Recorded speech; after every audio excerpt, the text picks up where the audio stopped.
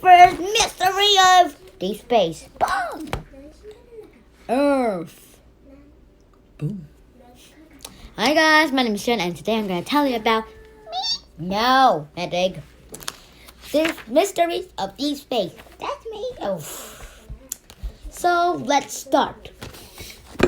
This is all about space, and it's about blackness, and just like blackness, it's all about darkness, and there's no light there. And also, those 7 wavelengths let us see what's in space, which is how there are orbits on the Earth and atmospheres to protect us, because there are some dangerous stuff, and they can get burned up in the atmosphere. Cool and protective atmosphere. Say thank you, Earth. Thank you. Well, let's say that we're in the North America. And right there in the North America is the United States. And in the United States, we should have a space station of NASA, and that's where they use the 20th century and the 21st century, this century, and don't annoy by that, my cousin. And it's the type of thing is that NASA. I'm a fan of NASA, and it's also one of my best places to do stuff.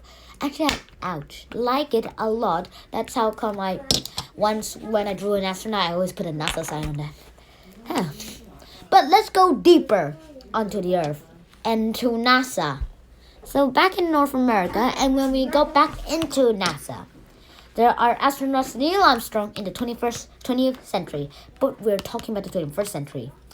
So in 2016, Voyager 1 and 2 sent signals back to Earth, and everyone say, they reached Jupiter and Saturn. No, we wanted more information. But after another day, they said, they crossed Jupiter and Saturn. Weird. And then they found it that Uranus was there and said, they're stronger than we expected. And they were too stronger than they expected. And also, they're still giving us data until at the end of this year, 2020. They gave us all of that data until the end of this year. Do you imagine that?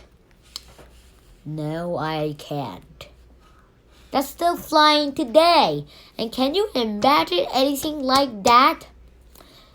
That's very crazy, of course, but still 2020, yeah.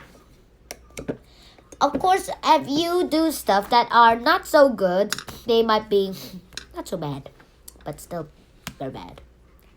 It's all of that what we are doing right now, and we will always have to do stuff correctly. The weird part is, Earth goes this way while Venus goes this way, and Earth and other planets go this way while Uranus goes this way. Weird, huh?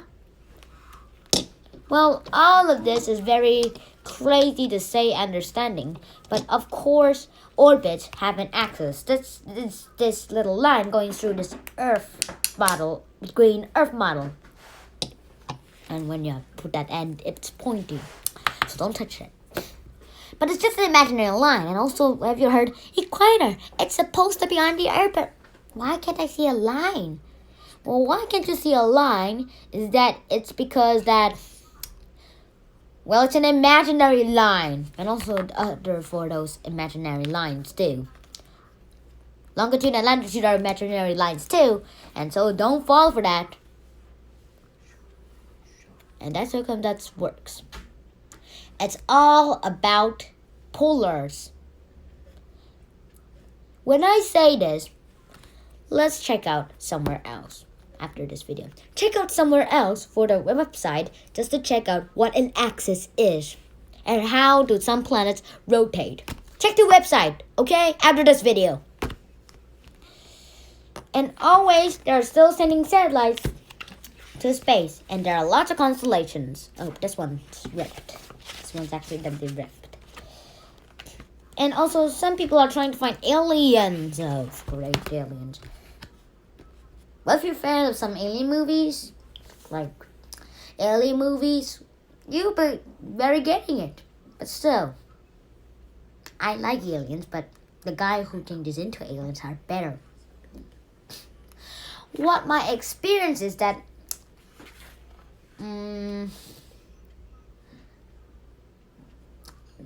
that I went into a virtual reality place in Tokyo Tower.